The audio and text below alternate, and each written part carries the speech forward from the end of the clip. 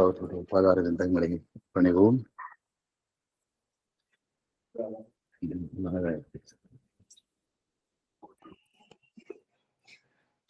நாளை ஒரு தரிசன நாள், சித்தி தினம், நவம்பர் 24. இந்த சித்தி தின சிறப்பை இன்று அவர்களுடைய இரு கட்டுரைகள் மூலமாக பார்ப்போம். முன்னதாக ஒரு அறிவிப்பு. போன திங்களன்று 17ஆம் தேதி அன்னை மகாசபாய் தினம் சிறப்பு தரிசன நாள் சிறப்பு கொண்டாடுவது போல நாளை 24ஆம் தேதி இரவு மாலை 5:30 மணிக்கு இதன சிறப்பு தான குழு வைத்திருந்தோம்.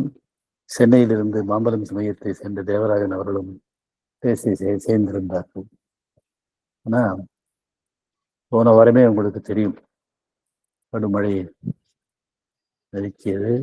அன்னை அருள் செயல்பட்டு அந்த 3 மணி நேரம் மழை விலகி அருள் செய்தது. இன்று 25ஆம் தேதி வரைக்கும் கடுமையான மழை எச்சரிக்கை அளித்திருக்கின்றார்கள். நேற்று இரவு முழுவதும் மழை பெய்தது. நாளை மாலை மழையினால் அது பாதிக்கப்படக்கூடும். உணவு எல்லாம் பக்கத்து ஊர்களில் நண்பர்கள் எல்லாம் வருவதற்கு எனக்கு கஷ்டமாக இருக்கும் என்ற எண்ணத்தில் அதை நாளைய மாலை சிறப்பு சொற்பொழிவோடு கூடிய தியானம், தரிசன நாள் தியானம் ஒத்திவைக்கப்பட்டிருக்கின்றது. திரு தேவராஜன் அவர்களையும் நான் வர வேண்டாம் என்று சொல்லியிருக்கின்றேன். ஆனால் நாளை பகலில ஒரு இங்க மலர் அலங்காரம் செய்யும் மணிமாறன் அவர்கள் வந்து கலந்து கொண்டு ஒரு குறிப்பிட்ட நேரத்தில் நாம் மலர் அலங்கார சிறப்பு தினத்தை வைத்துக் கொள்ளலாம் என்பது இந்த மாலைக்குள்ளதை முடிவு செய்து இந்த சிடிஎம் மதர் சென்டர் வாட்ஸ்அப் குரூப்பில் அது வெளியிடப்படும். அதை அன்பர்கள் அதை கவனித்து அதற்கு ஏற்றாற்போல் மையத்திற்கு வருகை வருவதை வைத்துக் கொள்ளுமாறு கேட்டுக்கொள்கின்றேன்.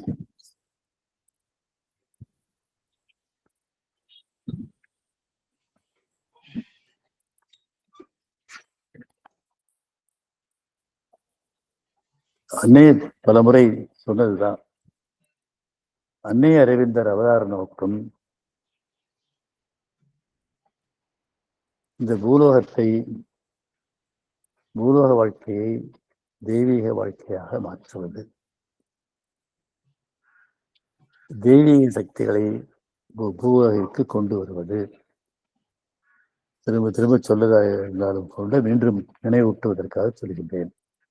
பழைய மரபு யோகம் மனிதன் பிறந்து இறந்து இருக்கின்ற பிறப்பு சுழலில் இருந்து அவனை விடுவித்து மோட்சமடைவதை நோக்கமாக கொண்டது. அதை பகவான் என்ன சொல்கின்றார்? அது சுயநலமான ஒரு போக்கு. எண்ணற்ற மகரிஷிகள், தேவர்கள் அவர்களெல்லாம் தோன்றி இது யோகிகள் தோன்றி வாழ்ந்தாங்க. அவங்க பிறப்பிலிருந்து விடுபட்டு மோட்சமடைந்தார்கள். ஆனால் இவ்வுலகம் பழையபடி போட்டி, பொறாமை, பேராசை, போர், அடுத்த 3ஆம் உலகப் போர் வந்து விடுமோ என்கிற சூழல்ல உக்ரைன் ரஷ்ய போரும் இஸ்ரேல் பாலஸ்தீன போரும் நடந்து கொண்டிருக்கின்றது. அதை 3ஆம் உலகப் போரை நடந்தால் அது உலகத்தின் பேரழிவுக்கு காரணமாகும் என்று அதை தவிர்ப்பதற்காகவே அன்னை ஆரோவில் என்ற நகரை நிறுவினார்கள். இது மாறுவது எப்படி மாற முடியும்? இந்த நிலைமை அதற்குரிய வழி தெய்வீக சக்திகள், பூலோகம் சொர்க்கமாக மாறுவதுதான், பூலோக வாழ்க்கை மனித வாழ்க்கை தெய்வீக வாழ்க்கையாக மாறுவதுதான். அதற்கு 2 நிலைகள் உண்டு. ஒன்று, தெய்வலோக சக்தி பூமிக்கு வர வேண்டும். அதற்கு மேல் சத்தியலோக சக்தி, சத்திய ஜீவியம் என்று அப்பா சொல்கின்ற சூப்பர் மைண்ட், அதுவும் பூமிக்கு வர வேண்டும். அவை பூமிக்கு வந்து இந்த பூலோக வாழ்க்கையை சொர்க்க வாழ்க்கையாக மாற்ற வேண்டும். பூலோகத்தில் மனிதர்கள் பரிணாமத்தில் ஜடத்திலிருந்து உயிர் வந்து உயிர்களிலிருந்து ஐம்பொருளும் ஐம்பொறிகளும் உரிய உயர் விலங்குகள் வந்து அடுத்த நிலையில் மனம் என்ற அறிவாகிய உயரறிவை பெற்ற மனிதன் வந்தான். சொன்னது திருப்பி சொல்றதுதான், இருந்தாலும் தொடர்ச்சிக்காக நான் சொல்லியிருந்தேன். ஆனால் அந்த உயரறிவு பெற்ற மனிதனுடைய ஆற்றல், அறிவாற்றல் காரணமாக உலகம் எப்பொழுது முன்னேறி இருக்கின்றது. இன்று நாம் இங்கே சிதம்பரத்தில் நடத்தும் தியான கூடல் சொற்பொழிவை கனடாவிலிருந்து பனையப்பன் அதை ஒளிபரப்புகிறார். ஒளிபரப்பவும் முடியும். அது அமெரிக்காவிலும் இங்கிலாந்திலும் இருக்கின்ற அன்பர்கள் எல்லாம் இதில் கலந்துகிறாங்க. இந்த நிலை வந்திருக்கின்றது. ஆனால் இது இது இது நமக்கு முழுமையை கொடுக்கவில்லை. இந்த போர் அபாயம் நேரவில்லை. அப்ப இந்த சக்தி பூமிக்கு இறைவனுடைய சக்தி வர வேண்டும். அந்த இறைவனுடைய சக்தி பூமிக்கு வருவதற்கு இரு நிலைகள். முதல்ல தெய்வலோக சக்தி, தெய்வீக மனம், கிருஷ்ணா கான்சியஸ்னஸ் என்றும் பகவான் சொல்வார். அது கொண்டு வரப்பட வேண்டும். அடுத்து அதை விட உயர்ந்த தெய்வீகம், இதுக்கு சத்திய ஜீவியம் என்று அப்பா எழுதுகின்ற, சூப்பர் மைண்ட் என்று பகவான் எழுதுகின்ற ட்ரூத் கான்சியஸ்னஸ், மெய்யறிவு பூமிக்கு வர வேண்டும். இரண்டையுமே இந்த அவதாரங்கள் சாதித்து விட்டன. அன்னை அரவிந்தர் அவதாரங்கள், அதை பற்றி பார்ப்போம். அவதாரமா, அவதாரத்தை விட உயர்ந்த நிலை. முதல் நிலை ஜீவியம் வருவதற்கு உந்திய நிலை தெய்வீக மனம் என்கிற மனம் பூமிக்கு வருவது. அது பூமிக்கு அரவிந்தர் அண்ணனுடைய தவத்தால் கொண்டு வரப்பட்ட நாள் தான் நவம்பர் 24. இது 1926 நவம்பர் 24 நடந்தது. அது கிருஷ்ணா கான்சியஸ்னஸ் என்றது பகவானுக்கு அவருடைய இதுல சிறையில் இருக்கும் பொழுதே 1906 பகவானுக்கு கிடைத்தது. அது பூமிக்கு கொண்டு வரப்பட்டது. அந்த அடுத்து பகவான் உடல்ல 1950 அவர் டிசம்பர் 5 அடுத்த தரிசன நாள், அடுத்த 10 நாட்களிலேயே வர இருக்கின்றது. அதுவும் தொடர்ந்து இந்த சில நேரத்தில் 3 தரிசன நாட்கள் தொடர்ந்து வரும். ஆகஸ்ட் 15க்கு பிறகு நவம்பர் 17 அன்னையுடைய மகாசமாதி தினம், 24 சித்தி தினம், அப்புறம் டிசம்பர் 5 பகவானுடைய மகாசமாதி தினம் வர இருக்கின்றது. அந்த பகவான் டிசம்பர் 50 1925 நாள், 1950 டிசம்பர் 5ஆம் நாள் பகவான் சித்தி அடைந்த பொழுது, மகாசமாதி அடைந்த பொழுது அவர் உடலில் சத்தியலோக சக்தி இறங்கியது.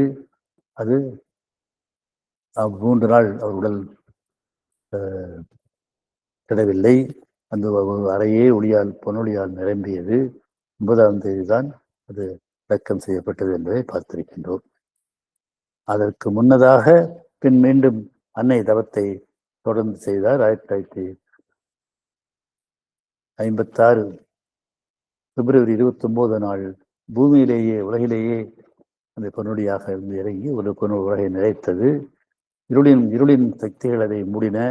தொடர்ந்து அன்னை தவம் செய்தார். அன்னை 1929 அதை நிறைவு பெற்றது. அப்பா எழுதுகிறார்கள், பூலோகத்தில் 1973 சத்திய ஜீவியம் நிறைத்து விட்டது என்று அப்பா எழுதுகின்றார்கள். இருப்பினும் மனிதர்களிடையே மாற்றம் வந்தால் அது மாறும். அது மனிதர்கள் அதற்குரிய மொழிகளைத்தான் அப்பா அவர்கள் தன்னுடைய எழுத்துக்கள் மூலமாக கட்டுகின்றார்கள். இந்த தெய்வீக மனம் என்று சொல்லுகின்ற, ஆங்கிலத்தில் அதை ஓவர் மைண்ட் கான்சியஸ்னஸ் என்று சொல்லுவார். நம்முடைய கான்சியஸ்னஸ், நம்முடைய அறிவு மனித மனத்தினுடைய அறிவு, ஹியூமன் கான்சியஸ்னஸ். அது சாதாரண மனித அறிவு. தெய்வீக மனம் என்பது ஓவர் மைண்ட் கான்சியஸ்னஸ் என்று சொல்லுவார். சத்தியஜீவியம் என்பது சூப்பர் மைண்ட் கான்சியஸ்னஸ். அது பூமிக்கு வந்த நாள் தான் இந்த 26. அதை பற்றி அப்பா எழுதிய கட்டுரைகளை பார்ப்பார். பூர்ண யோகம் படிக்க சத்திய ஜீவியம் புதிக்கு வர வேண்டும். சத்திய ஜீவியத்திற்கு முன்பு தெய்வீகலோகம் வர வேண்டும். அது ஓவர் மைண்ட் என்பது தத்துவம்.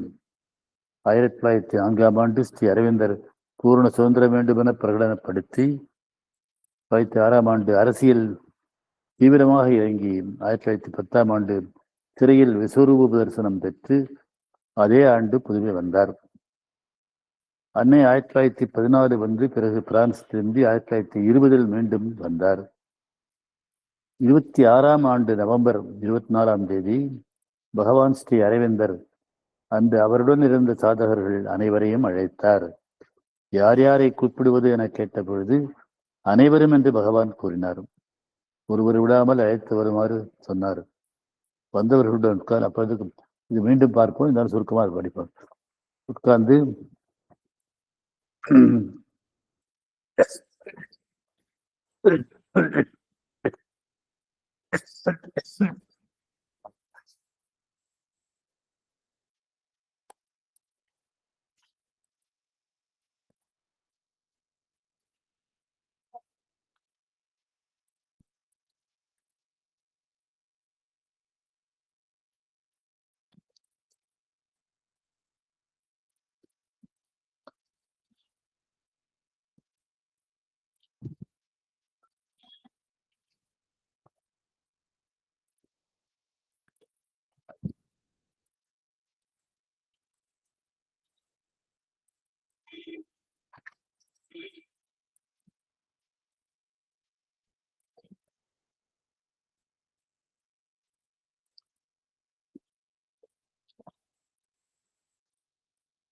யார் யாரை கூப்பிடுவது என கேட்ட பொழுது அனைவரும் என்று பகவான் கூறினார். ஒருவர் தவறாமல் விடாமல் அழைத்து வா என்றார். வந்தவர்களுடன் உட்கார்ந்து தியானம் செய்தார். உடலில் மின்சாரம் பாய்வது போல சாதகர்கள் உணர்ந்தனர். அன்னையும் பகவானும் ஒளியால் சூழப்பட்டு பிரகாசமடைந்தனர். தெய்வீக மனம் அன்று பகவானுடலில் சித்தித்தது.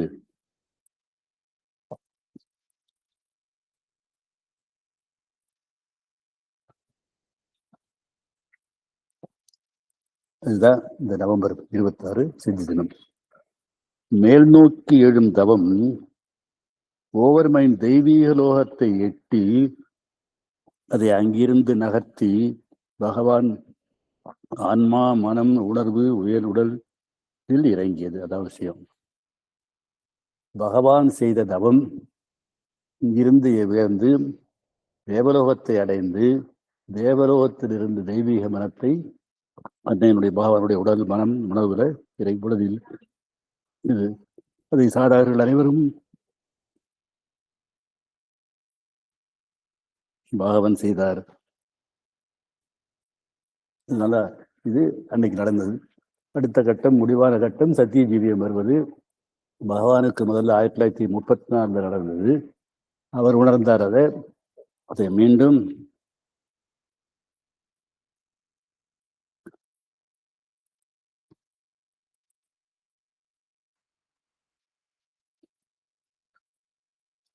நான் கூறியது போல சத்திய ஜீவியம் 1956 புவியில் இறங்கியது.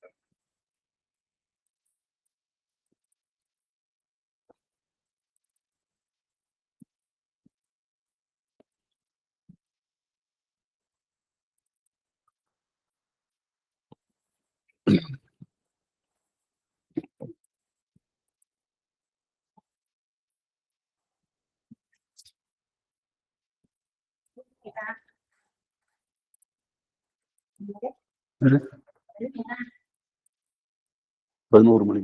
இது பேசிட்டு இருந்தா இது பேசிட்டு இருக்கேன் நான். 11 மணி.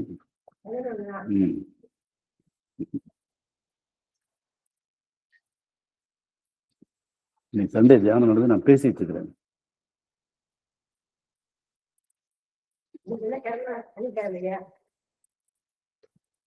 ஞாயிற்றுக்கிழமை தியானம், ஞாயிறு தியானம் நடந்து நான் பேசிட்டு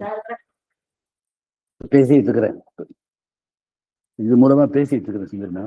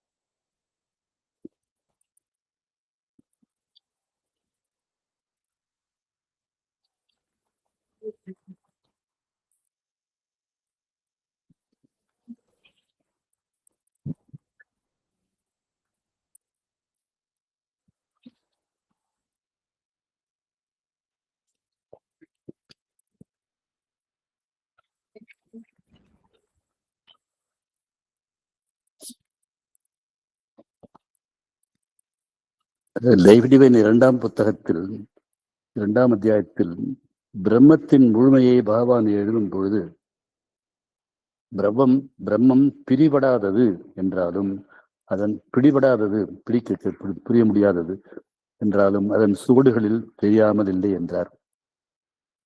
இது தத்துவம் எல்லாமே வேதாந்தத்தில் பேசப்படுவதும் பகவான் அவருடைய நூலில் எழுதுவதும் பிரம்மன் தான் எல்லாத்துக்கும் அடிப்படை. பரபிரம்மம் என்றும் தமிழில் பரம்பொருள் என்று சொல்கின்ற அல்லது பரசிவம் என்று சொல்கின்ற பிரம்மன் தான். அது என்ன? பிரம்மம் முழுமையானது. அதன் முழுமையை முதலில் கண்டவர் பகவான். அது பகுதியான பிரம்மத்தை ரிஷிகள் கண்டனர். இந்தியாவில் 1000 ஆண்டுகளுக்கு முன்பே ரிஷிகள் அவதரித்து தோன்றி பிரம்மத்தை தரிசித்தனர். ஆனா அவங்க கண்ட பிரம்மம் தான் பகுதியானதுதான். பிரம்மத்திற்கு அடுத்த கட்டம் பிரபஞ்சம். பிரம்மம் பிரபஞ்சமாக மாறிற்று. பிரம்மந்தான் பிரபஞ்சம் ஆயிற்று. 1910 அலிப்பூர் சிறையில் பகவான் பிரபஞ்சத்தில் பிரம்மத்தை கண்டார். அனைவரையும் நாராயணனாக கண்டார். நம்ம பலமுறை இதை பேசியிருக்கிறோம். அவர் செய்யாத குற்றத்திற்காக அவர் ஓராண்டு மிக கடுமையான அலிப்பூர் சிறையில சிறை தண்டனை அறிந்தார். அப்பொழுது அவருக்கு, இறைவா, உன்னுடைய துணையோடு நான் இந்தியாவுக்கு சுதந்திரம் வர நினைத்தேனே, என்னை எப்படி சிறையில் அடைத்து விட்டாயே என்று அவர் பிரார்த்தித்த பொழுது பொறுத்திருந்து பார் என்ற உத்தரவு வந்தது. அப்பொழுது இங்கே கோர்ட்டில் வழக்கு நடந்த பொழுது அங்கிருந்த அனைவரும் கிருஷ்ணராக அவருக்கு காட்சியளித்தனர். அங்கிருந்த பார்வையாளர்கள், இவரை கைது செய்த போலீஸ் அதிகாரி, அங்கிருந்த நீதிபதி, அனைவரும், இவருடைய வழக்கறிஞர் அனைவரும் பிரம்மமாக தெரிந்தனர். இப்பொழுது உன்னை யார் தெரிந்ததா உன்னை சிறையில் அடைத்தது என்று? அவரே அரசியலிலிருந்து ஆன்மீக குத்திற்கு கொண்டு வருவதற்காக அவர் இது நடந்தது. அதுதான் நாராயண சரிசனம் என்று சொன்னார். பகவான் பிரபஞ்சத்தில் பிரம்மத்தை கண்டார். பிரபஞ்சத்திற்கு அடுத்தது மனித குலமும் நாம் வாழும் சமூகமும் உள்ளன. அதற்கடுத்தது குடும்பம். எப்படி கீழே வருதுங்கிறத அப்பா சொல்றார். முடிவில் சிறு உருவம் தான் இண்டிவிஜுவல் மேன். பிரம்மத்தை 20 அல்லது 30 வகையாக ரிஷிகள் வர்ணிக்கின்றனர். அவர்கள் எப்படிலாம் சொல்றாங்கிறது சொல்றார். சர்வம் பிரம்மம், சர்வம் பிரம்மமயம் ஜெகத். உலகத்தில் இருக்கிற எல்லாமே பிரம்மம் தான் அப்படின்னு சொல்றாங்க. உபனிஷத் மகா வாக்கியங்கள் என்று 4 வாக்கியங்களை சொல்லுவாங்க. அகம் பிரம்மாஸ்மி, நான் பிரம்மமாய் இருக்கிறேன். தத்துவம் அசி, நீ அதுவாக இருக்கிறாய். அதுங்கிறது இங்கே பிரம்மத்தை குறிக்கும். சர்வம் பிரம்மமயம் ஜெகத். ஜெகத் என்றால் உலகில் உள்ள அனைத்து. மனிதன் பிரம்மம், தெய்வம் பிரம்மம், காலம் பிரம்மம், ஜடம் பிரம்மம், ஆனந்தம் பிரம்மம். ஆனந்தம்தான் பிரம்மம், ஆனந்தம்தான் எல்லாம். செயல்கள் பிரம்மம், எண்ணம் பிரம்மம், உயிருள்ளவற்றில் உணர்வாக இருப்பது பிரம்மம், உயிரற்றவற்றில் உயிராக இருப்பது பிரம்மம் என்பன போன்ற கருத்துக்களை மனதில் ஏற்று மனத்தை கடந்த சத்திய ஜீவியத்தை அவற்றை உணர்ந்தால் பிரம்மத்தை உணர முடியும் என்று என்கிறார் பகவான். இதை தாண்டி பதில் போகணும். அதிஜீவியத்தின் மூலமாகத்தான் பிரம்மத்து போகணும்.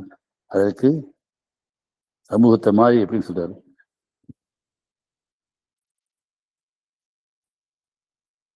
அப்பா எப்போதுமே எடுத்துக்காட்டுகள் மூலமாக நமக்கு புரிய வைப்பார். உலக வாழ்க்கையில் உள்ள எடுத்துக்காட்டுகள். நாம் நம்மை அறிவோம். சமூகம் 4 பேர் என்றால் அது கண்ணில் படுவதில்லை. சமூகங்கிறது தனியாக இங்கே படுகிறது நோக்கி இல்லை. ஆனால் கருத்தில் படும். சமூகமே சர்க்காரை ஏற்படுத்தியது, சர்க்கார் இராணுவத்தை ஏற்படுத்தியது, பல்கலைக்கழகங்களை நிறுவியது, போக்குவரத்து நடத்துவது, நாட்டில் உள்ள அத்தனை ஸ்தாபனங்களிலும் சர்க்காரே சமூகமே என்றாலும் சமூகம் கண்ணுக்கு தெரிவதில்லை. கடையில் போய் இந்த பொருள்கள் வாங்கிட்டு வரோம். அந்த பொருள்கள் எங்கேன்னு அதனுடைய மூலத்துக்கு நம்ம போறதில்லை. மூலத்துக்கு போனா அது நமக்கு தெரியும். அது ஆனால் அறிய விரும்பினால் எப்படி செய்யப்பட்டதுன்னு தெரிஞ்சால் தெரிய முடியும். அதுபோலத்தான் நம்ம பிரம்மத்திலிருந்து எப்படி மனிதன் வந்தான்ங்கிறத முயற்சி பண்ணோம்னா புரியும். சமூகத்தின் சுவடுகள், அச்சுவடுகள் தெரிந்தால் பின்ன பொருள்கள் நமக்கு கிடைக்கின்றன என்ற கேள்வி எழுந்தால் அதற்கு 2 வகையான பதில் உண்டு. லாபத்திற்காக விற்கிறார்கள், சேவைக்காக வருகின்றன. நாம் எப்படி புரிந்து கொள்கிறோமோ அப்படிப்பட்ட பலன் நமக்கு உண்டு. பொருள்களின் மூலத்தை அனைவரும் அறியலாம். சிலர் அதனால் பயன் பெற முடியும். வியாபார ரீதியாகவும் உற்பத்தி செய்வதால் தொழில் அளவிலும் பலன் பெற முடியும். ரெண்டும். ஆனால் பொருள்கள் வரலைன்னா நமக்கு வர முடியாது. இல்லை இல்லை. இந்த ஞானம் ஒருவரே உயர்த்தும். வானடாகவும் உயர்த்த வல்லது. அது அவர்கள் முயற்சியை பொறுத்தது. தனிதன் சுயநலமாக இருந்தால் தன்னை அறிகிறான். சுயநலம் குறைவானால் குடும்பத்தை தானாக உணர்ந்து சேவை செய்கிறான். தன்னை மட்டும் நினைக்கிறவங்க சில பேர் சுயநலமைகள். அப்படி இல்லாம குடும்பத்திலிருந்து குடும்பத்துக்கு செய்யறாங்க. குடும்பத்திலிருந்து ஊரும் உறவும் நாடும் சமூகமாக உயர்கின்றன. அப்படி சமூகத்துக்கு சேவை செய்யறவங்க தான் இருக்கிறாங்க. சமூகத்தை தனக்கு அடுத்த கட்டமாக அறிய உதவுவது படிப்பு. வெறும் படிப்பு உதவாது. மனம் விரிந்து பண்பால் சிறந்தால் படிப்பு மனிதனை உயர்த்தும். சமூகத்தை மனிதன் உணர்வான். அலிப்பூர் சிறையில் அனைவரையும் ஸ்ரீ அரவிந்தர் நாராயணனாக கண்டது பிரபஞ்ச தரிசனம். இது பூரண யோக சித்திக்கு முன்படி. முடிவான கட்டம் அற்புதம் எனப்படும் சத்திய ஜீவனை காட்சி. உலகில் நடப்பவை எல்லாம் நாயகன் செயலென மனம் கண்டு துள்ளும் அற்புதம் அது. நடக்கிறது எல்லாமே இறைவனுடைய செயலுங்கிறது புரிகிறதா? முரண்பாட்டை உடன்பாடாக ஏற்கும் மனம் இப்பாதையில் அழைத்து வைக்கின்றது. இதுதான் முக்கியம். நம்ம அடிக்கடி சொல்லியிருக்கோம். முரண்பாடு உடன்பாடு ஆகும். பகவானுடைய முக்கியமான இது பங்களிப்புன்னு நான் பலமுறையை சொல்லியிருக்கிறாரு.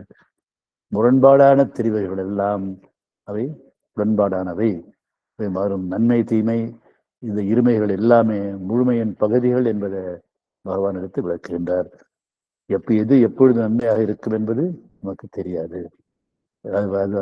நன்மையாக ஒரு நேரம் தெரிவது அடுத்த நேரம் தீமையாக தெரியும். தீமையாக தெரிவது நன்மையாக மாறும். அதுதான் அது.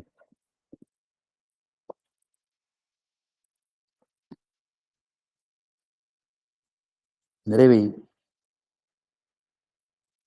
மருமகளை மகளாக நடத்தும் மனதிற்கு இப்பக்குவம் உண்டு. பொது மனத்து வீட்டுல மாமியார் மருமகளை மகளாக ஏற்றுக்கொள்வதில்லை, தன் மகளைத்தான் உயர்வாக நினைப்பார். அப்படி இல்லாம மருமகளை மகளாக ஏற்றுக்கொண்டால் அவருடைய இது பக்குவம், பிரம்மத்தை அறிந்த பக்குவம் என்பது. முரண்பாட்டை உடன்பாடாக உள்ள பக்குவம்னு அப்பா சொல்றாரு. நிறையை குறையாக தாங்கி நிலத்தில் நடப்பவர் இவர் திருவுருமாற்றம் பெற்றால் உடல் ஊனமுற்றவர். நிறையை குறையாக தாங்கி நிலத்தில் நடப்பவர் திருவுருமாற்றம் பெற்றால் மற்றவரை விட உயர்ந்து நிற்பார் என்ற கருத்து பிரம்மத்தை உலகில் காணும் கருத்தாகும்.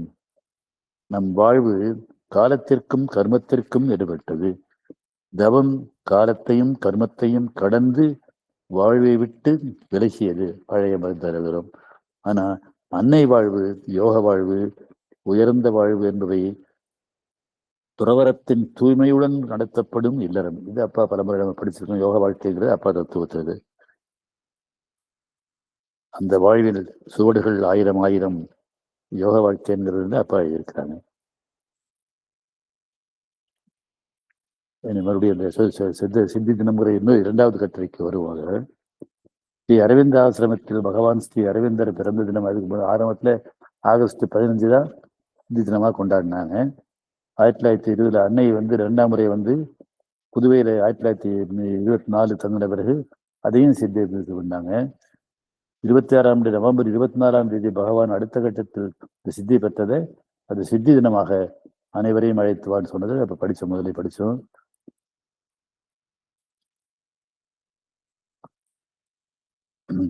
பிப்ரவரி 21 அன்னையினுடைய மகா ஜென்ம தினத்தை தரிசன நாளா வச்சிருந்தாங்க. அப்புறம் அப்ப பகவான் அன்னை நிரந்தரமாக தங்கிய ஏப்ரல் 24 தரிசன நாளாக வைத்தார்கள்.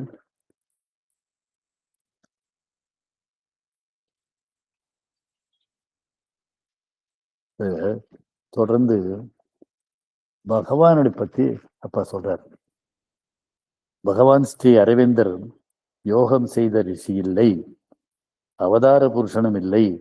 அவதாரம் என்று பகவானையோ அன்னையோ விவரிப்பது தவறாகாது. 2 அவதாரங்கள்னு சொல்றோம். இங்க எப்ப விளக்க போறது? அவதாரங்களையும் கடந்தவர் பகவான், இறைவனின் பகுதி என்பதை சொல்ல விளக்கிறார். அவதாரம் என்று பகவானையோ அன்னையோ விவரிப்பது தவறாகாது. அச்சொல் அவருடைய ஆன்மீக முக்கியத்துவத்தை முழுமையாக எடுத்துரைக்காது. வெளிநாட்டார் ஒருவர் தமிழ் பண்பாடை பற்றி விவரங்களை சேகரிக்கும் பொழுது கம்பனை பற்றி கூறுவர் அறிஞர் என்று கூறினால் அது சரியில்லை. அறிஞர் சொல்றது அது வெளிநாட்டவருக்கு கம்பன் என்று அமரகவி மகாகவி என்று சொன்னதால் அது பொருந்தும். கம்பனுக்கு முன்பு கவிகளும் அமரகவிகளும் அழியா இலக்கியத்திலும் ஏற்பட்டிருப்பதால் இச்சொற்கள் வழக்காகி இருக்கின்றன. நம் நாட்டு ஆன்மீக பரம்பரையில் துறவி, சந்நியாசி, முனிவர், ரிஷி, யோகி, அவதார புருஷர் என்ற கருத்துக்கள் உண்டு. இவற்றை நாம் அறிவோம். அது இல்லாம விபூதின்னு ஒண்ணுது அப்பா சொல்றார். விபூதி அவதாரம் என்பது தெய்வீகமானவை. சிவாஜி போன்றவர்களை விபூதி என்பார்கள். அதாவது வாழ்க்கையிலிருந்தே பெரிய பெரிய காரியங்களை சாதிக்கின்றவர்களை இறைவனின் கருவியாக சாதிக்கின்றவர்கள். அன்றைய இருந்து முஸ்லீமுக்கு எதிராக தனி மனிதனாக நின்று போரிட்டவர் சிவாஜி. இந்த சாம்ராஜ்யத்தை நிறுவியவர், மராத்தா சாம்ராஜ்யத்தை. ராமன், கிருஷ்ணன் போன்றவருடைய அவதாரம் எனவும் கூறுகிறோம். ராமனும் கிருஷ்ணரும் தெய்வலோக அவதாரங்கள். அவங்கள தெய்வலோகத்திற்குரிய அவதாரங்கள் தான். முதலே நான் சொன்னேன், தெய்வலோகத்தை கடந்தது மேலே உள்ளது சத்தியலோகம். ஸ்ரீ அரவிந்தர் சத்திய ஜீவி அவதாரம். அந்த சத்தியலோகத்திலிருந்து அரவிந்தரும் அன்னையும் சத்தியலோக அவதாரங்கள். ஸ்ரீ அரவிந்தரை அவதாரம் என்றால் பிரதமரை முதல்வர் என்றது போலாகும். அது சொல்றது முழுமை இல்லை. அப்பா விளக்குறது என்னன்னா, அவதாரம்னு சொல்றது பிரதமரை அவரை அதுக்கு ஒரு உதாரணம் சொன்னார். ஒரு கல்லூரிக்கு ஒரு அதனுடைய கல்லூரி முதல்வருக்கு விருது கிடைச்சிருந்தது. அதை பாராட்டுவதற்காக அப்போ சுப்பிரமணியம் அமைச்சர் அவர்கள் சென்றிருந்தார். அவர் பேச ஆரம்பிச்சதும் தலைமை ஆசிரியர் அவர்களே அப்படின்னு பேச ஆரம்பிக்கிறாரு. அது பேச ஆரம்பிச்சதும் அங்கே இருக்கிற மாணவர்கள் எல்லாம் சிரிச்சிடுறாங்க. அவருக்கு வந்து கல்லூரி ஆசிரியரையும் தலைமை ஆசிரியர் தான் அப்படிங்கிற சொல்லி. தலைமை ஆசிரியர் என்பது பள்ளி ஆசிரியர், பள்ளி தலைமை ஆசிரியர் தான் குறிக்கும். கல்லூரி அடுத்த உயர்நிலையில் உள்ளது. அடுத்த உயர்நிலையில் உள்ளவரை தலைமை ஆசிரியர் சொல்வது பொருத்தமில்லை. அதுபோலத்தான் அரவிந்தர அவதாரம் என்று சொல்வது முழு பொருத்தமில்லை என்கிறார். Aurobindo is not God, is a portion of God. இது அன்னை சொல்வது. பகவான் கடவுள் இல்லை, கடவுளின் ஒரு பகுதி என்று அன்னை கூறினார். அது இது மிக உயர்ந்த முக்கியமான கருத்து. அது அவதாரத்தையும் விட உயர்ந்த நிலை. பகுதி என்றால் ராமன் முனிவர் உலகத்தின் அவதாரம், முனிவர் உலகத்தின் அவதாரம், கிருஷ்ணன் தெய்வலோக அவதாரம், ஸ்ரீ அரவிந்தர் அதை கடந்த சத்தியஜீவி அவதாரம் என்பதால் அவதாரம் என்ற சொல் அவருடைய ஆன்மீக அம்சத்தின் சிறப்பை முழுமையாக வெளிப்படுத்தாது. அவரை சுப்ராமந்த சத்தியஜீவி அவதாரம் எனலாம். லைஃப் டிவைன்ல 17ஆம் அத்தியாயத்தில் டிவைன் சோல் விவரிக்கப்படுகின்றது, தெய்வீக ஆன்மா விவரிக்கப்படுகின்றது. தமிழில் தெய்வீக ஆன்மா என மொழிபெயர்க்கலாம், பொருத்தமாக அதுவும் பொருத்தமில்லைங்கிறார். அத்தியாயம் பகவான் அவதாரத்தை விளக்கும். அது வந்து லைஃப் டிவைன்ல 17ஆம் அத்தியாயம். சத்தியஜீவிய லோகத்தில் பகுதி இல்லை, அங்கும் பகுதி முழுமையும் முழுமையானது.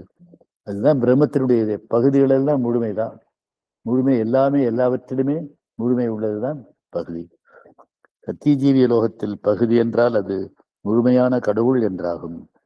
பகவான் ஸ்ரீ அரவிந்தரும் கடவுளின் முழுமை பெற்றவர், அவதார நிலையை கடந்தவர். அவரை நீங்கள் பிரார்த்திப்பதுண்டா என ஒரு சாதகர் பகவானிடம் கேட்ட பொழுது யாருக்கு பிரார்த்திப்பது என பதிலாக அவர் சொன்னார். நம்ம எல்லாரும் பிரார்த்திக்கிறோம், அன்னைக்கு பிரார்த்திக்கிறோம், பகவானுக்கு பிரார்த்திக்கிறோம், அப்பாட்ட பிரார்த்திக்கிறோம். நாம் அவர்களை விட கீழே நிலைகிறேன். பகவான் அவரே இறைவனின் பகுதியாக இருந்ததுனால அவர் கேட்ட பொழுது யாருக்கு பிரார்த்திப்பது என்ற ஒரு பதில் அவரை கொடுத்திருக்கின்றார். அது அவர் யார் என்பதை காட்டுகிறது. 1938 காலை முறித்து கொண்ட பொழுது பகவானுக்கு கால் முறிவு ஏற்பட்டது. அப்ப என்னை தீய சக்திகள் தாக்கா என்று நினைத்தேன், சரியில்லை என்றார். தானே முழுமுதற் கடவுளானவின் தீய சக்திகள் எப்படி தாக்கும் என்பது கேள்வி. ஆனா முழுமுதற் கடவுளாக இருந்தாலும் மனித வடிவம் எடுத்த பிறகு தீய சக்திகள் தாக்குவதால், முழுவதற் கடவுளானாலும் மனித விடலில் பிறந்தால் மனித சட்டத்திற்கு உட்பட வேண்டும் என்பது உண்மை. அதனால பகவான் இறைவனின் பகுதி என்பது உண்மையானாலும் அவர் மனித விடத்தினால் அவரை தீய சக்திகள் தாய்த்து அவருக்கு காலில் எலும்பு முறிவு ஏற்பட்டது. அதுக்கு உதாரணம் ஒன்று சொல்ல, நான் என்ன சர்க்கார் கஜானா என நினைத்தாயா என்ற வாக்கு சர்க்கார் கஜானாவில் உலகத்தில் பணம் அனைத்தும் உள்ளது என பொருள். இதனால பேச என்ன கஜானா நினைச்சேன்னு. ஆனா இப்ப கஜானாவே காலி ஆகுதுங்கிறத அடுத்து சொல்றாரு. ஏன்னா அரசாங்கம் கடன் வாங்குகின்றது, கடன் வாங்கும் பொழுது அது பணத்தை செலுத்த வேண்டியிருக்கிறது. அதனால அது அதனுடைய எழுதாது. சுதந்திரத்துக்கு பிறகு சர்க்கார் செய்த வேலைகள் நாட்டில் ஒழுங்கை நிலைநிறுத்துவது மட்டுமல்ல, சுதந்திரத்துக்கு முன்பு மக்கள் வாழ்வில் பங்கு கொள்ளவில்லை. இப்ப அதாவது சுதந்திரத்துக்கு முன்பு இருந்த இந்த நாட்டு வெளிநாட்டு பிரிட்டிஷ் அரசாங்கம் ஒருவர் படிக்க வேண்டுமானாலும், வேலைக்கு போக வேண்டுமானாலும், தொழில் செய்ய வேண்டுமானாலும் அது அவரவர் பொறுப்பு. ஒன்று அப்படிதான் தொழில்கள் நீ முதல் வச்சிருந்ததான் தொழில் ஆரம்பிக்க முடியும். நான் 1947 54 வரைக்கும் நான் பள்ளியில் படிச்சப்ப பள்ளிக்கு சம்பளம் உண்டு.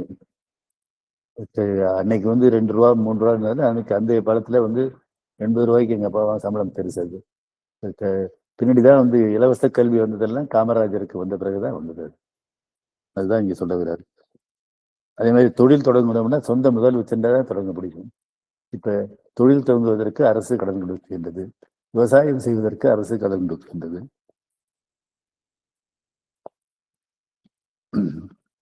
படிக்க வேண்டுமானாலும், வேலைக்கு போக வேண்டுமானாலும், தொழில் செய்ய வேண்டுமானாலும் அது அவரவர் பொறுப்பு. இன்று எவர் படித்தாலும் அச்செலவு சர்க்காருக்கு உரியது. எவர் பயிரிட்டாலும் மின்சாரம் சர்க்கார் பயிருக்கு பூரா மின்சார சர்க்காரும் இலவச மின்சாரம், மோட்டார் போடுறதுக்கு, போர் போடுறதுக்கு.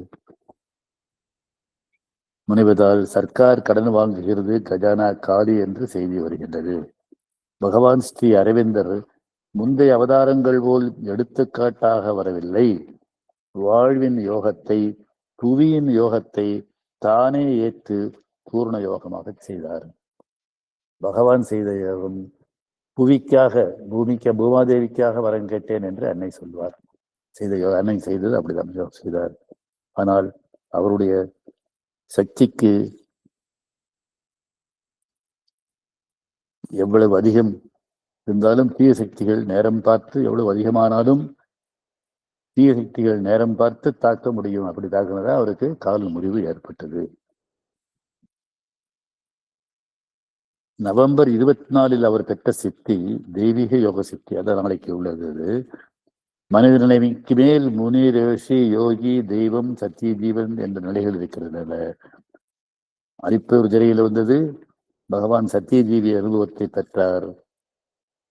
இந்த சித்தியில் உள்ள நிலைகள் 3. பகவானுக்கு சத்தியஜீவத்துக்கு போகணும். சத்தியஜீவத்தை எட்டுவது, ஒவ்வொரு நிலையாக உயர்ந்து அந்நிலையை, அதற்கு கீழ்நிலையை பூர்ணமாக பூர்த்தி பெறுவது, 2ஆம் முறையாக சத்திய ஜீவியத்தை எட்டுவது. இது அன்னை பகவான் செய்தது. முடிவாக சத்திய ஜீவியத்தை எட்டிய பின் சத்திய ஜீவியம் உலகை ஏற்பது, அதுதான் முக்கியம். பகவான் அந்த தெய்வகலோக சக்தியை அரிப்பூர் ஸ்ரீலையே அவர் அடைந்து விட்டார்.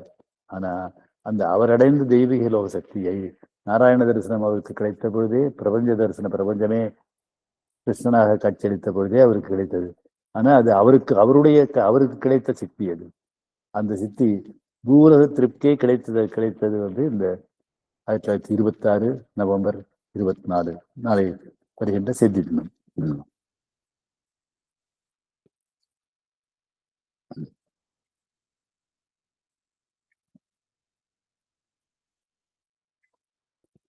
முடிவாக சத்திய ஜீவியம் உலகை ஏற்பது, அது நடக்க 12 யோகிகள் தேவைன்னு அப்பா சொன்னாரு. அது என்ன அடுத்து வர்றது? அரிப்பூர் செயலில் சுத்த அத்வைத ஸ்ரீ அச்சர பிரம்மத்தை அடைவத, அது முடிவல்ல. சத்திய ஜீவியமே முடிவு என்று சுவாமி விவேகானந்தர் கூறிப்போனார். பகவான் சிறையில் இருந்தப்ப அவருக்கு விவேகானந்தர் காட்சியாக வந்து தான் அடைந்த நிலையை விட அடுத்த நிலைக்கு போக வேண்டும் என்பதை சொல்லி சென்றார். ஆனால் அதற்கு இப்படி போக வேண்டும் என்ற வழியை காட்டவில்லை. அதை பகவானே தவம் செய்து கண்டறிந்தார். பகவான் ஸ்ரீ அரவிந்தருக்கு லட்சியம் தெரிந்துவிட்டது. அதை அடையும் வழி வரவில்லை. 10 ஆண்டுகள் அதை கண்டுபிடிக்க முடியவில்லை என்று கூறுகிறார். முடிவாக அவர் கண்டுபிடித்தது முதல் புத்தகம் 28 அத்தியாயத்துல இடைவெளியில் எழுதியிருக்கிறார். பரம்பொருளை பிரபஞ்சம் வழி அடைய வேண்டும். பிரபஞ்சத்தின் மூலமாக பரம்பொருளை, பரம்பிரமத்தை அடைய வேண்டும். அதற்கு உள்மனம் வழி அடிமனம் அடைந்து பின்னே மேலே போக வேண்டும்.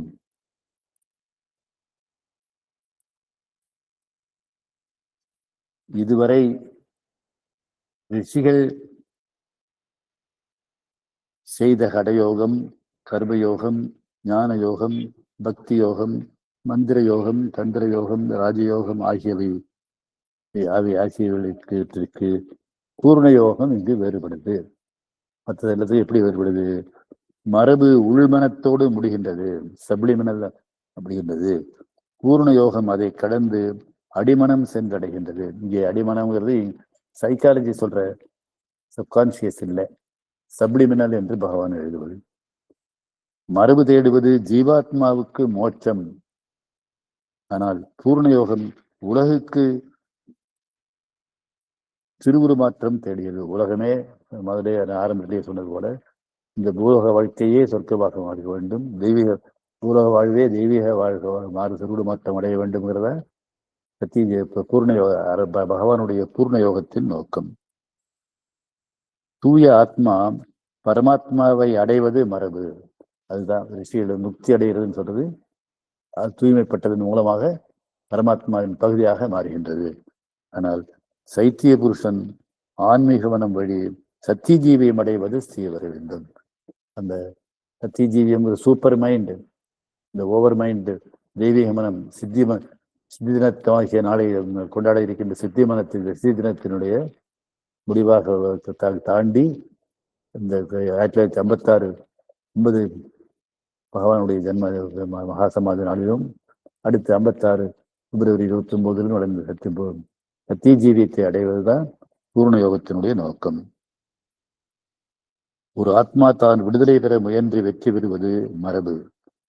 ஒரு ஆத்மா தன் வளரும் பகுதியால் மோட்சம் அடைவதை தியாகம் செய்து முனிவர், ரிஷி, யோகி, தெய்வம் வழி சத்திய ஜீவியத்தை அடைந்து அதை உலகுக்கு கொண்டு வந்து உலகை இருளிலிருந்து விடுவித்து மரம், நோய், மீட்பு, வலியிலிருந்து விடுவிப்பது பூர்ண யோகம். இதுதான் முக்கியம். உலகத்துக்காக பகவானும் அரவிந்தரும் செய்த யோகம் இந்த உலகத்துக்காக செய்த யோகம்.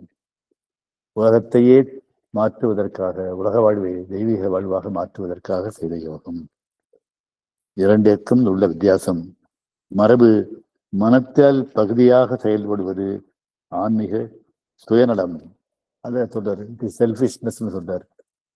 இந்த இத்தனை யோகிகள், ரிஷிகள் தோன்றி அவர்கள் முக்தி அடைந்த பிறகும் இந்த உலகம் இருளையும் போரிலையும் இருந்து கொண்டிருக்கிறது. அது சுயநலம்னு பாபா சொல்றாரு. அதனால பூர்ண யோகம் இறைவனுக்காக செய்கின்ற யோகம். பூர்ணம் சத்திய ஜீவியத்தால் முழுமையாக திருவுருமாறுவது இறைவனுக்கு நாம் செய்யும் சேவை. இறைவனுக்கு செய்கிற சேவைதான் இறைவனின் கருவியாக நாம் இறைவனுக்கு செய்கிறோம். பூர்ணயோகம் இறைவன் திருவுள்ளத்தை பூர்த்தி செய்கின்றது. அதுதான் திருவுள்ளம். இறைவனுடைய திருவுள்ளம் அதுதான். நான் முதலே சொல்லும்போது பகவான் அவர்கள் பரிணாமத்தில் ஜடத்திலிருந்து உயிர்கள், நுண்ணுயிர்கள், அடுத்த 50 உயிர்கள், மனிதன் வந்து அதோடு மனிதனாக நின்றாவிட்டால் பூர்ணமுடைய தெய்வமாக மாறுவதுதான் இந்த பூலோக வாழ்க்கையே தெய்வீக வாழ்க்கை தான் இறைவனுடைய நோக்கம். இந்த பரிணாமம் இன்னும் தொடர்கின்றது. அந்த தொடர்ச்சிக்கு கருவியாக நிற்கிறது தான் பூர்ண யோகம். அதற்கு முன்பு அதுல ஒரு சக்தி தான் இந்த சித்தி யோகம், சித்தி நாள். பகவான் ஸ்ரீ அரவிந்தர் அதிப்பூரிலே சத்திய ஜீவியம் தரிசனம் கண்டார். உலகை நாராயணனாக கண்டார்.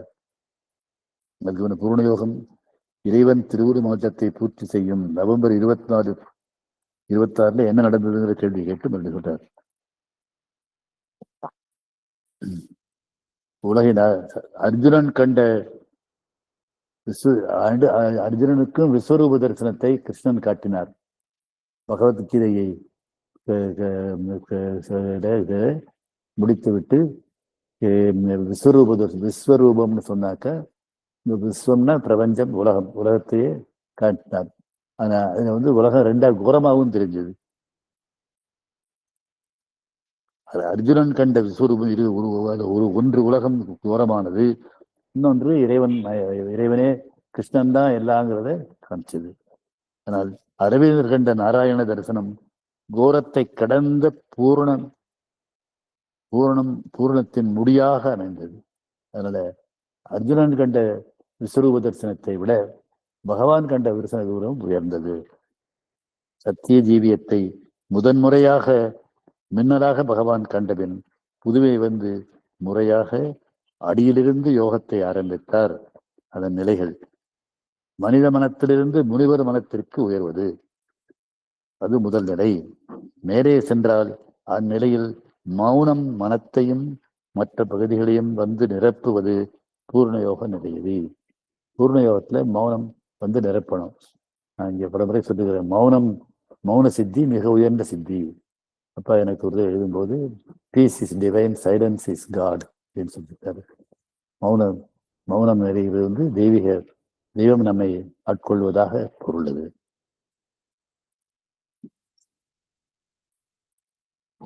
ஒரு நிலை உயர்ந்தால் அந்நிலை யோகியின் ஜீவனை நிரப்புவது அடுத்த கட்டம் செல்ல உதவும். அது பூராவும் இந்த யோகியை நிரப்பணும். முதல் 5 வகுப்பு படிப்பை உலகம் பெற ஆரம்பித்தால் உலகம் முழுவதும் அதை பெற்றபின் 10 வருஷ படிப்பை பெற உயர்வது வழக்கம். அதுபோல் முனிவர் நிலை என்பது முதல், அது மௌனத்திற்கு உரியது.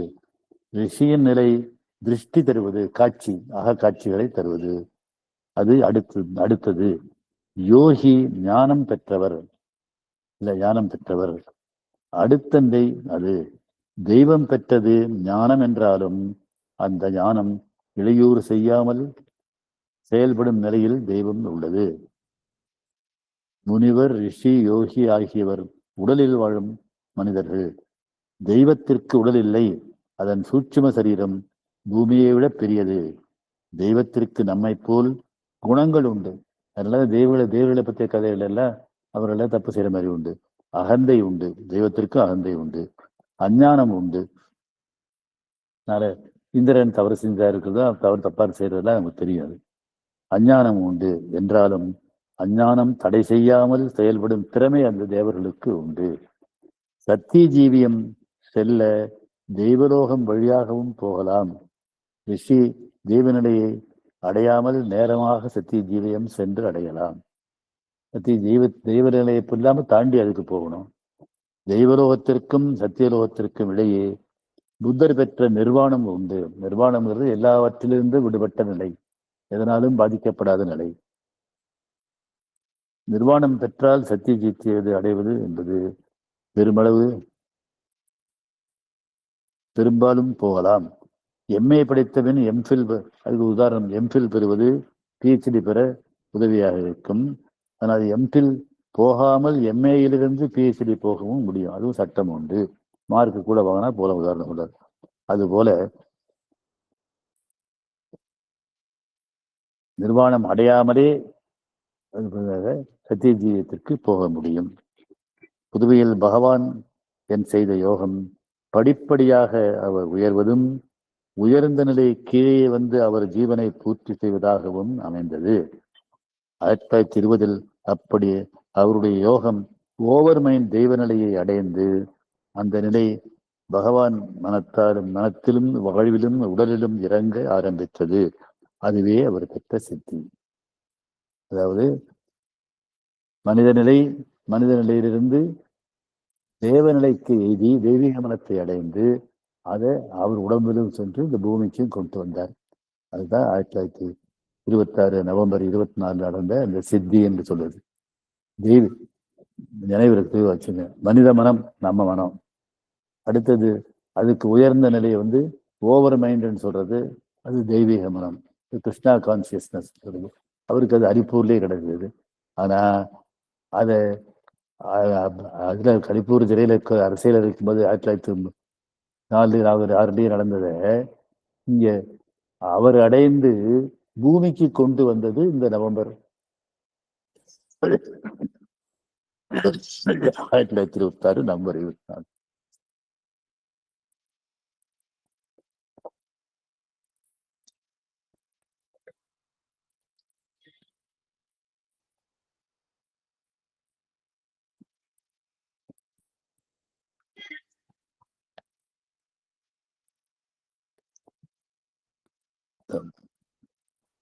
அப்படி அவருடைய யோகம் ஓவர் மைண்ட் தெய்வ நிலையை அடைந்து அந்த நிலை பகவான் மனத்திலும் வாழ்விலும் உடலிலும் இறங்க ஆரம்பித்தது. அதுவே அவர் பெற்ற சித்தி. சத்திய ஜீவியம் அடுத்தது. அது 1934 பகவானுக்கு கிடைக்கும் சொன்னார். இன்று உலகுக்கு யுஎஸ்ஏ தலைமை வகிக்கிறது. செல்வம் நிறைந்த நாடு. உலகப்போரை வெல்ல ஆயுதம் தயாரித்தது. உலகம் வங்கியை நிறுவியது, ஐநாவை நிறுவியது. அதுவரை இங்கிலாந்து உலகத்தின் தலைவனாக இருந்த நிலையில் தலைமை அமெரிக்காவிற்கும் ரஷ்யாவிற்கும் சென்றது. 1990 ரஷ்யா அத்தனையும் இழந்தபின் யுஎஸ்ஏ கை ஏகபோக சாம்ராஜ்யமாக நடத்துகின்றது. நம்மவர் கொடுக்கும் உடை, சாப்பிடும் உணவு, பயன்படுத்தும் பொருள்கள், பல்கலைக்கழகங்களில் படிக்கும் பட்டம் ஆகியவை யுஎஸ்ஏ கொடுத்த பாணி. நம் நாட்டில் எவரும் சீண்டப்படாத மகான்கள் ஆத்மாக்கள் போய் பிரபலமானால், ஆத்மாக்கள் போல் பிரபலமானால் அதன்பின் இந்தியாவில் பிரபலமாகின்றனர். அமெரிக்கா உலகத் தலைவன். அதை பெற யுஎஸ்ஏ செய்தது என்ன? 400 ஆண்டுகளாக உழைத்து செல்வம் ஈட்டியது. பிரிட்டிஷ் அரசிலிருந்து சுதந்திரம் பெற்ற பிறகு ஜார்ஜ் வாஷிங்டன் போரிட்டு பெற்ற பிறகு 400 ஆண்டுகள் உழைத்து தொழில்களை வளர்த்து எல்லாவற்றும் தொழில்னால செல்வம் பெற்றது. அது உடல் செய்யக்கூடிய அனைத்தையும் செய்து முடித்தது. அத்துடன் பொருளை பெருக்கியது. பொருளை பெருக்கும் முறையை ஸ்தாபனமாக்கியது. அது ஆர்கனைசேஷன் பவர். அது அடிப்படை. அவ்வடிப்படையின் பேரில் அறிவை வளர்த்தது. அது அறிவு, ஞானம் இல்லை. அறிவு தான். அதனாலதான் சண்டை இருக்கு, எல்லாம் வருது. இப்ப ட்ரம்ப் வைத்து உட்கார்ந்து கொண்டு எல்லாம் செய்ய முடியுது. அதனால் அது தடையாகிறது. தடையான அறிவு தடையற்ற செல்வத்தை தான் ஈட்டுகின்றது. தலைகீழே மனிதன் வளர உதவுகின்றது. மேலும் ஆன்மீகத்தை தேடுகிறது. ஆன்மீகத்தை இந்தியா ஆதி நாடில் தேடியது போல் கடயோகத்தில் தேடுகிறது. ஆரம்ப நொடியில் அது அசுர முயற்சி. இங்க இருக்கிற போய் இந்த யோகா கற்றுக் கொடுக்குறவங்க எல்லாம் யோகா குரு ஆகிறாங்க அமெரிக்காவில். இந்தியா ஞானம் பெற்றது 10,000 ஆண்டுகள் ஆயின. பெற்ற ஞானம் பெரியது எனினும் முழுமையானது அல்ல. அது பூரணம் அல்ல. முதல்ல சொன்ன மாதிரி ஒரு தனி மனித வளர்ச்சிக்குத்தான், விடுதலைக்குத்தான் செஞ்சது. அதை நாடு முழுவதும் பெறவில்லை. இத்தனை ரிஷிகள், இத்தனை யோகி இருந்து இத்தனை இருந்தோம். இன்னும் நாடு வறுமையிலையும் இதுலையும் மூட நம்பிக்கைகளையும் இதுலையும். ஞானிகள் அனைவருக்கும் தெரியும் மூட நம்பிக்கைகள் கூடாது என்பது. விவேகானந்தர் எழுதுகின்றார், மற்ற இதெல்லாம் எழுதுறாங்க. ராமகிருஷ்ணா மடத்தை சேர்ந்த சுவாமி ரங்கநாதானந்தாங்கிறது டிவைனை பற்றி எழுதும்போது இதுக்கு superstition and magic is cheap and vulgar அப்படின்னு சொல்றார். மூட நம்பிக்கையும் இது வித்தை காட்டுதலும் அது ஆன்மீகத்தை கீழே மேக்ஸ் ரிலிஜியன் லோ. அது ஆனா இன்னைக்கு நம்ம என்ன மூட நம்பிக்கைகளையும் சடங்குகளையும் சம்பிரதாயங்களையும் தான் பின்பற்றி நிற்கிறோம். அவ்வளவு இத்தனை ரிஷிகள் செய்து வேதாந்தம் உபனிஷத்தை எழுதிய நாடா இருந்தாலும் கூட என்ன அந்த ஞானம் சாதாரண மனிதனை பரவாயில்லை. இன்னைக்கும் திருவிழாக்களுக்கும் இதுக்கும் போய் அங்க போய் அடித்தடையில இருந்து மனிதர்கள் கூட்டத்தை வளர்த்து அந்த கூட்டத்தில் சாகிறாங்க. இது அந்த ஆன்மீக ஞானத்திற்கு அது நம்முடைய ஆன்மீக ஞானத்திற்கு பொருத்தம் இல்லை. ஆனா அது என்ன மாறல. அதை மாற்ற வந்த அவதாரங்கள் தான் பகவானும் அன்னையும். ஞானம் பெற்று 10,000 ஆண்டுகள் ஆயின. பெற்ற ஞானம் பெரியது என்றாலும் முழுமையானதில்லை. அது நாடு முழுவதும் பெறவில்லை. பெற்றவர் தாமே வைத்துக் கொள்ள முயன்றனர். அதை பகவான் சொல்லணும் சொன்னார். உலகத்தின் முயற்சி ஒருவரில் பலிப்பதால் பெறுவது கொடுப்பதற்காகத்தான். பெற்றவர் உலகத்திற்கு சார்பாக பெற்றார். தானே எடுத்துக்கொள்ள முடியாது. முயன்றால் பரு கிடைக்காது. பருகிய புறம் கிடைக்கும். பெற்றவர் சந்ததிகளுக்கும் பெரிய ஞானம் வரவில்லை. அவங்களுக்கு சந்ததிக்கும் வராது. கிடைத்த ஜீவனற்ற சொல் அது பொய்யின் உறைவிடம். இருப்பினும் இந்தியா உடலில் அன்று பெற்ற அடுத்த ஆத்ம ஜோதி இருப்பதாக அன்னை கூறுகிறார். இதெல்லாம் இருந்தாலும் கூட அந்த ஆத்ம ஜோதி இருக்குது. மேல்நாட்டில் உடல் இருளால் நிறைந்தது என்பவர் என்கிறார். மேல்நாட்டில் உடல் இருளாக இருந்தது, இந்தியர் உடல்ல ஜோதி இருக்குங்கிறார். உடல்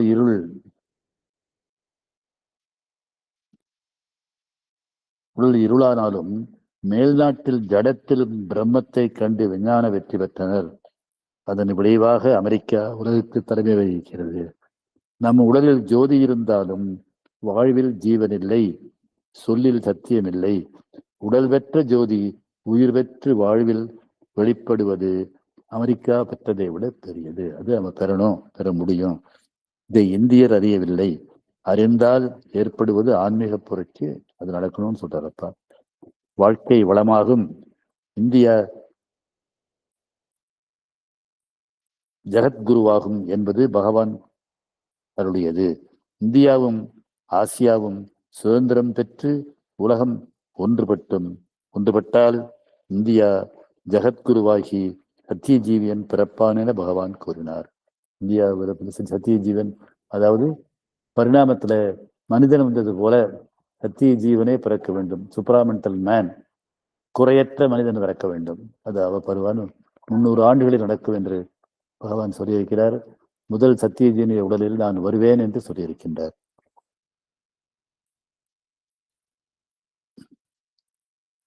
முதல் 2 அவர் வாழ்வில் பூர்த்தியாயின. என்ன? இந்தியா சுதந்திரம் பெற்றது, ஆனா ஜெகத்குருவாகனது என்ன இல்லை.